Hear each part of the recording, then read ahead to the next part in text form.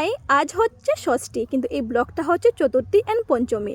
তো আজকের এই ব্লগটা রাস্তার থেকে দেখতে পাচ্ছি আমি শুরু করে দিলাম। তো ঘরের সবার না মনটা খারাপ থাকার কারণে বলতে পারো পুজোর শপিং আমাদের কিছুই হয়নি। বাট মন খারাপটাকে সাইডে রেখে ভাবলাম পুজো তো বছরই একবারই আসে, তো শপিং তো টুকটাক বনতাই হে। তাই রেডি হয়ে বেরিয়ে পড়লাম শপিংয়ের উদ্দেশ্যে। প্রথমে একটা ব্লাউজ সেন্টারে গিয়ে সেখান থেকে 2-3টা ব্লাউজ কিনে নিলাম। তারপর ঠাম্মার জন্য, কাকু বলছে শাড়ি কেনার জন্য, ঠাম্মার জন্য শাড়ি টাড়ি কিনে চলে গেলাম কসমেটিকের দোকানে। টুকটাক ঘরের সবার জন্য কসমেটিক কেনা কমপ্লিট করে আজকের মতো শপিংটা কমপ্লিট করে ঘরের সবার জন্য এদিকে বার্গার নিয়ে চলে আসলাম ঘরে।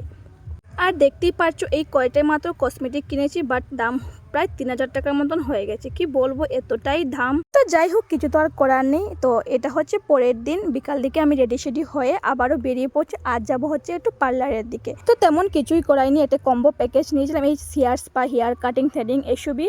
তো দেখতে পাচ্ছ এখন আমারটা হবে আর কি। তো আমি বসে পড়লাম।